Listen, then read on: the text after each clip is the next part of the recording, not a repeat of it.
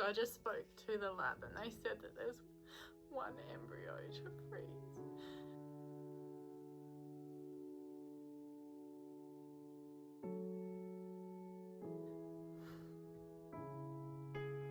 And they said that the other 4 are kind of stuck in day 4 and it's day 5 today, and they said they'll just have to wait tomorrow to find out.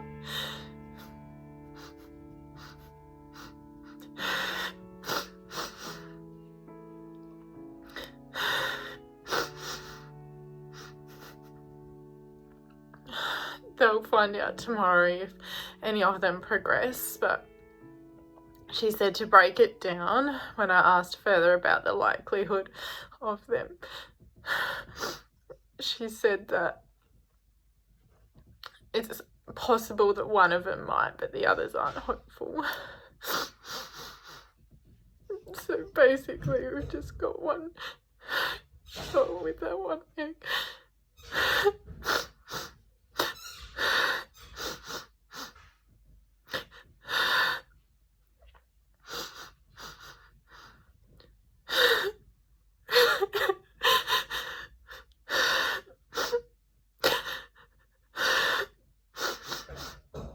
I just called Eddie's at work. Millie knows I'm upset. She's just come and put her head on my leg. It's just so devastating. I've only got one, possibly another one tomorrow, but you know, there's like, for my age bracket, I think it's like a 42% chance of success, and I think that's like more so across 3 rounds, and the fact that we've only got one means that I'll have to go through everything again. But I honestly feel that everything is counting for something.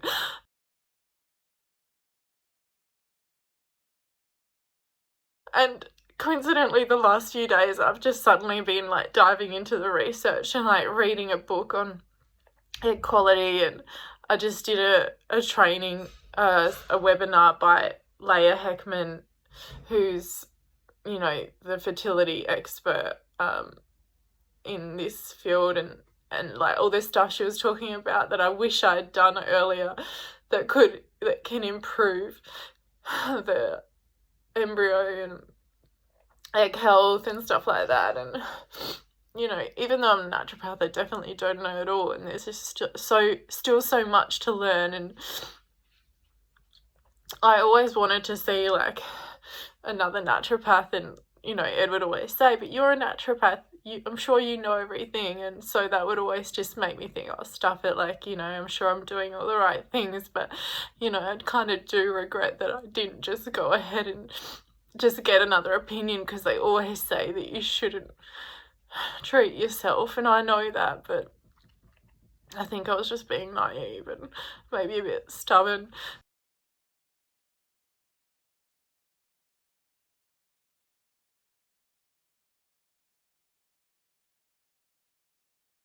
I know that we're gonna get what we want in the end, but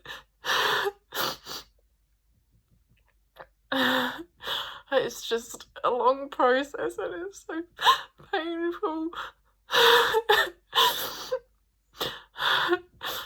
But I know that all this is counting for something, so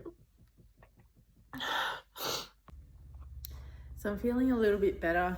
I actually called my cousin who has been through IVF twice, and it was good to actually just chat with her.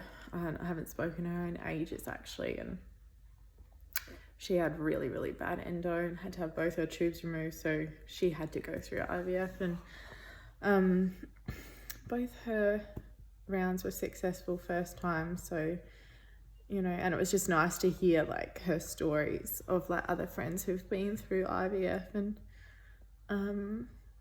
you know, who just had one embryo survive, and they were successful first time. So, but like, you know, it really just is everyone's own journey. Everyone just has their own unique story. So, you know, today's just going to be a shit day, you know, and I've just had to resign to that, and I've got Millie with me with her favourite toy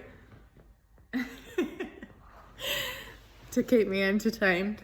But I just decided to put everything aside today, and I'm just gonna chill the fuck out and just do nothing and stay on the couch and feel sorry for myself, but also try and focus on the positives. And yeah, we'll get there. It's just not easy. I just spoke to Mum and, you know, told her, and you know, I was obviously a bit upset, and you know how mums are like pretty quick to like tell you how it really is, and she was like, Jade, you're getting yourself worked up.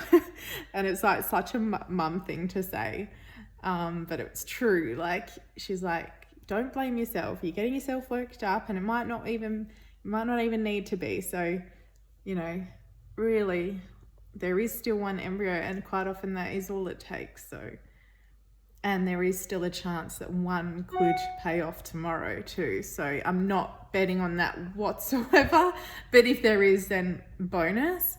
I think the only thing, just from a practitioner perspective, is that I know that, you know, this is clearly demonstrating that from a chromosomal perspective and a mitochondrial perspective, there is something that's impairing the health of those embryos to develop. So even if like one that's been sluggish gets over the line, is that really still a good one to use?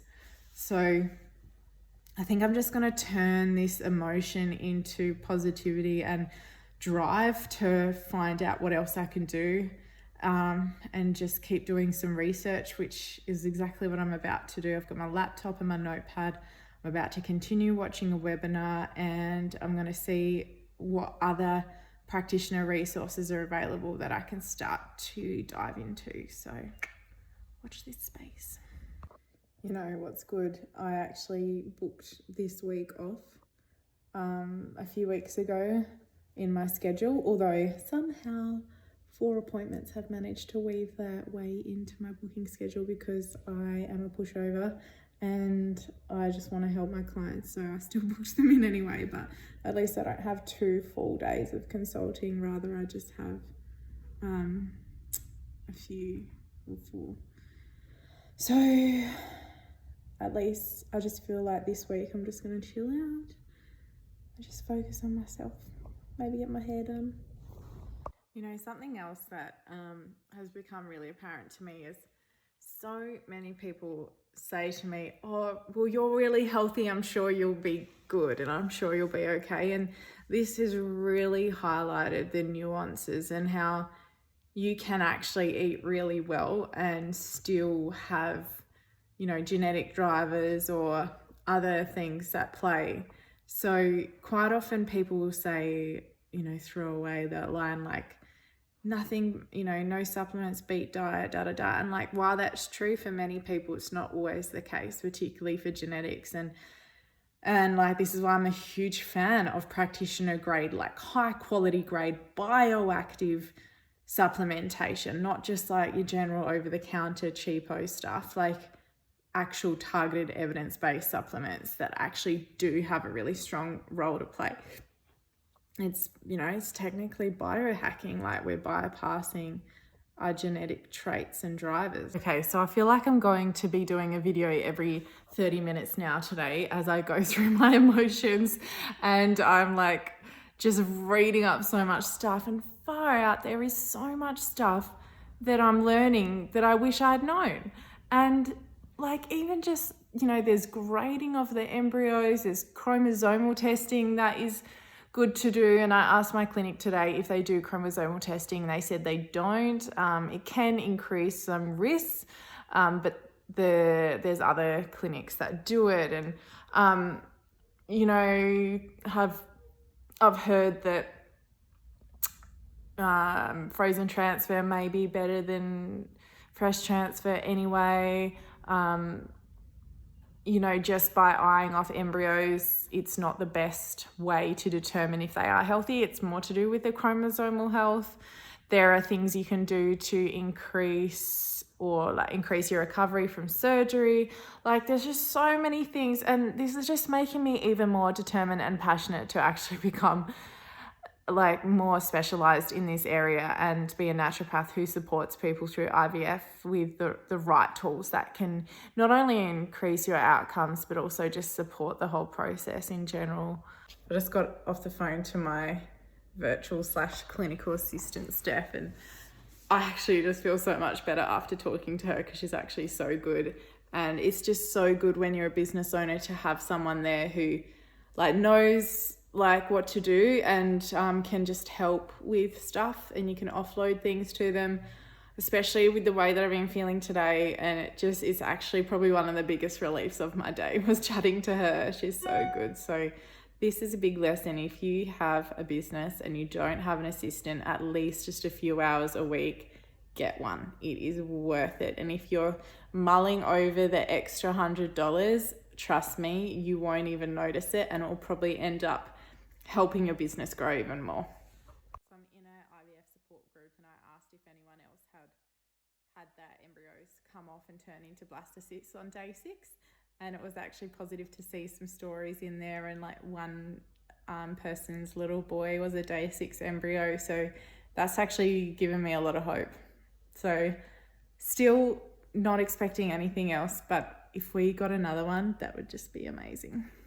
So in my further research and reading, I've also learned about embryo grading and also where the maternal DNA kicks in and where the paternal DNA kicks in.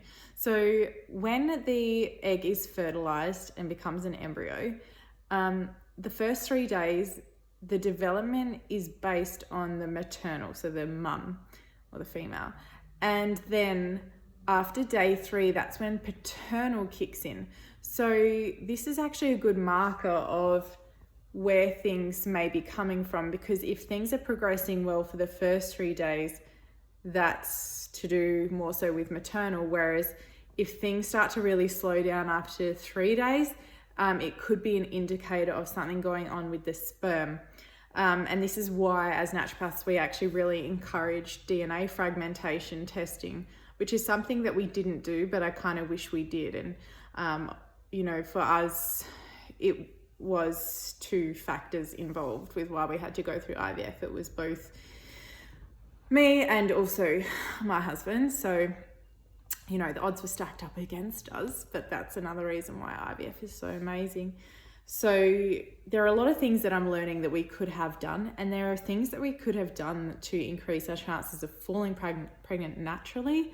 But again, it's, how long did we want to wait? We really didn't want to wait any longer, at least for our first.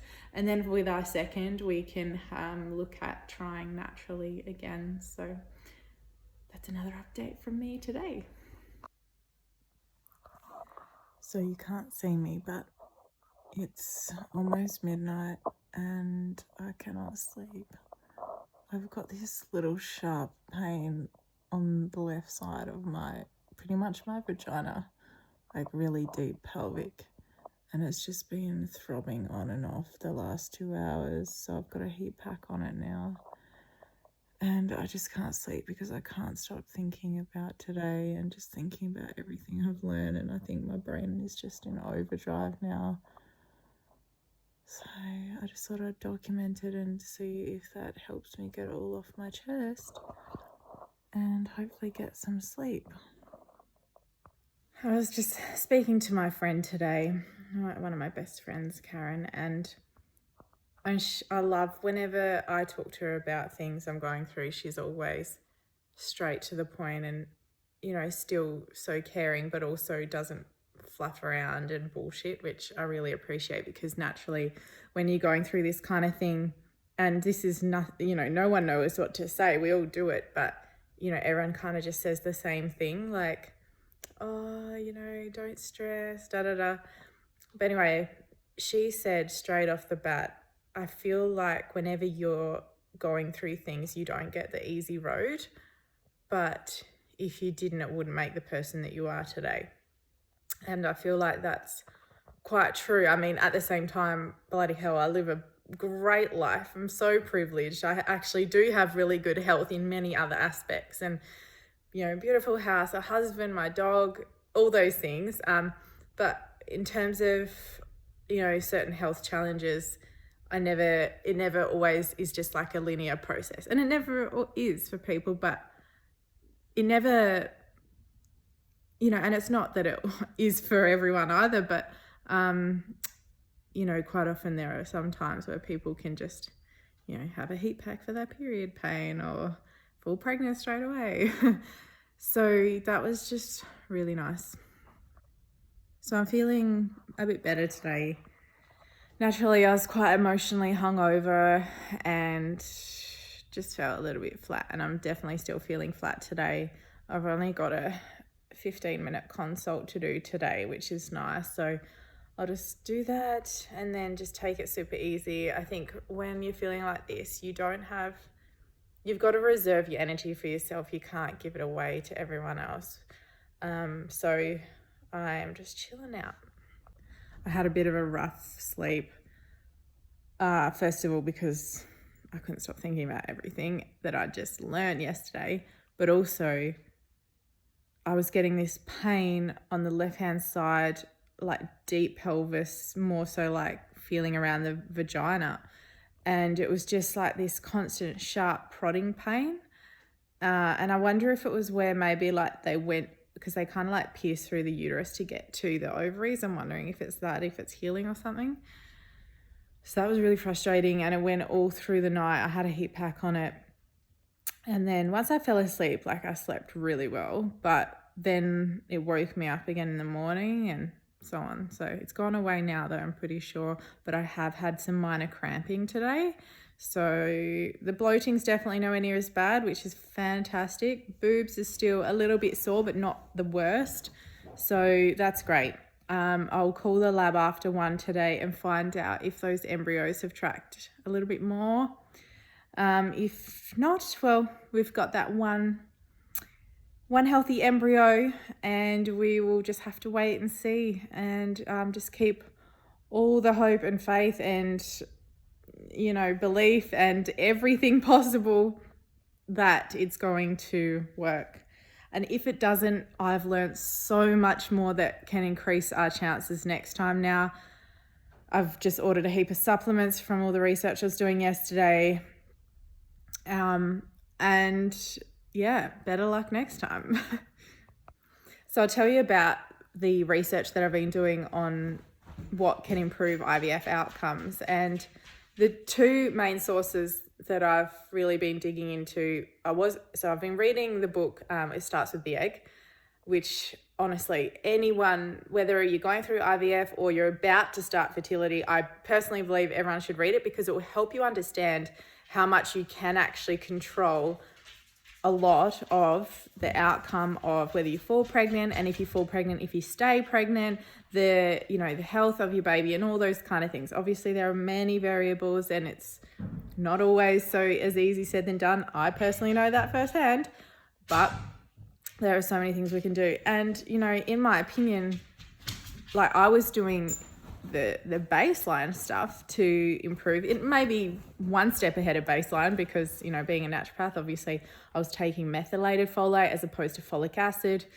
taking all your omega-3s, working on my gut health, taking herbal medicines, doing acupuncture. So actually, yeah, when you put it that way, I've been far advanced than just baseline. But now with what I've learned, my gosh, there is way more that I could have been doing, and a lot more investigations that I could have done too. And I already knew that, but we didn't want to wait, which I've said before. Like, we'd already come this far, and we just decided, you know what, let's get the IVF process started. If we fall pregnant along the way, great. But everything I'm learning is helping me to get answers as to why these things are happening with my eggs and with my husband's sperm. There's just so many things, so many variables. So what have I learned? So the big one is definitely coenzyme Q10. And I mean, us as naturopaths, we all know this, because CoQ10 is a potent antioxidant, helps to squelch free radical damage, which is a big problem for the health of the egg and sperm. So it's one that we often give for fertility. But I didn't realize the dosing can be much higher, and also just how integral it is. So when I reflected back, I wasn't even taking CoQ10, even though I knew about it and I kept reading about it. I just didn't do it. I had my husband on a really high quality male prenatal for sperm health that had a small amount in it, had 100 milligrams, but not really enough.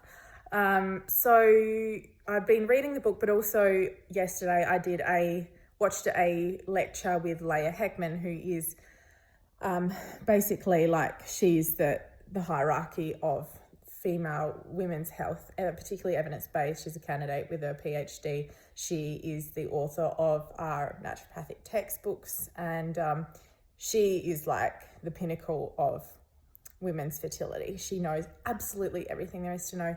And this lecture went for an hour and 13 minutes and absolutely blew me away. Just going far more in depth into why CoQ10 is so important and what is its role. But not only that, she also talked about iron and vitamin D and a few other things as well. So again, they're all things that we know, but it was just really good to understand that the minute nuances as to how they work and what they're actually doing. And so much so that it becomes a rate limiting cofactor, I guess you could say. Like if you don't have enough of those levels, you can forget fertility. And there are genetic drivers as to why one might not have as high levels as the person sitting next to you. As we age, naturally our CoQ10 levels decline, so we have a higher requirement. So this is actually a really big thing that if you're, starting to try for pregnancy after 35 years old, and naturally your egg quality diminishes. And what I'm learning is that it's not aging per se that causes poor egg quality and decline. It's the conditions that come with aging that cause it. So you can actually offset a lot of that by, doing antioxidant support like coenzyme Q10 and making sure your vitamin D is optimal, blah, blah, blah, blah, blah. So this has all just been mind-blowing. It's fucking awesome. So yesterday I did another big supplement order, and I'm so fucking lucky that I'm a naturopath because I have access to all the practitioner grade supplements. So I did another order for some things yesterday. So I got some ubiquinol, which is the active form of coenzyme Q10. So this is really, really important that you understand this, that there are cheap and nasty CoQ10s, which is usually ubiquinone. And then there's the active form, which is ubiquinol. Naturopaths, we always use ubiquinol. So always make sure you spend a little bit of money to get that. Much more highly efficacious. It's more targeted and delivered properly. So I got that for my husband and myself, because even though we're going to do transfer next month and hey, it might work, if it doesn't, I'm getting a head start right now if we need to go down this road again, or ultimately maybe even fall pregnant naturally, now that I realize there's so much more we could do. And also there is some speculation that CoQ10 could have some sort of impact on implantation. But the two things that the book, it starts with the egg, talks about that can help with implantation is L-arginine and also vitamin E. So vitamin E was something that I've actually been taking for a long time, up until probably about a month ago, actually. I stopped a lot of things before IVF and haven't gone back on. But vitamin E is fantastic for fertility. I've talked about this in videos before. Also important for endo. But it's interesting learning about the Greek's suffix of the word of tocopherol, which is the term for vitamin E, actually derives from a loose translation of to make a baby or something like that. So that was really fascinating.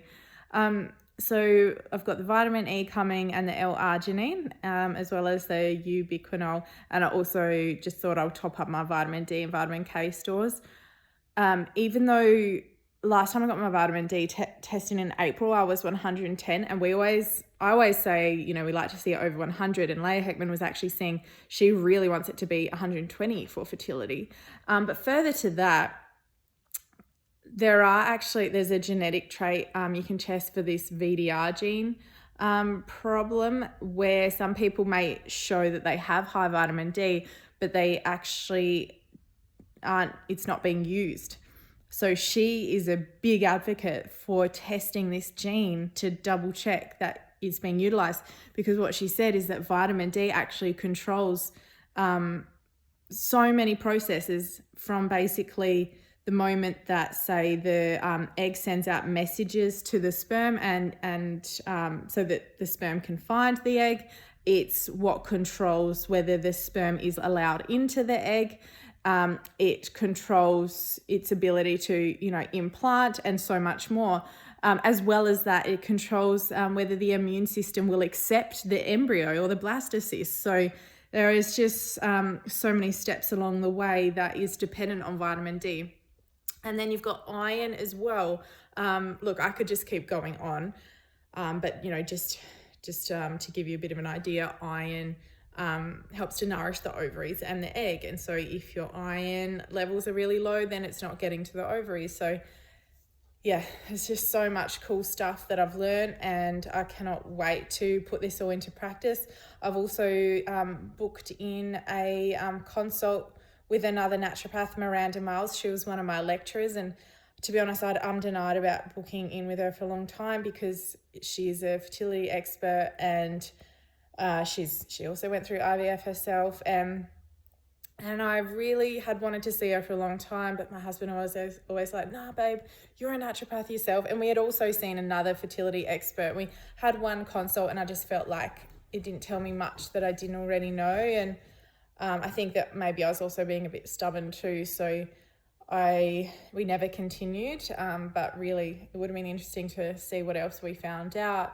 But, this is just the journey of life. Like, you can't dwell on things that didn't work, it's just the way it goes. So I feel like this is all just a big learning process, and I know hands down that I'm going to be looking back at this in a couple of years' time and thinking, wow, this moment was what drove me even further to become an even better naturopath and be able to help women fall pregnant. So I'm actually really excited for that.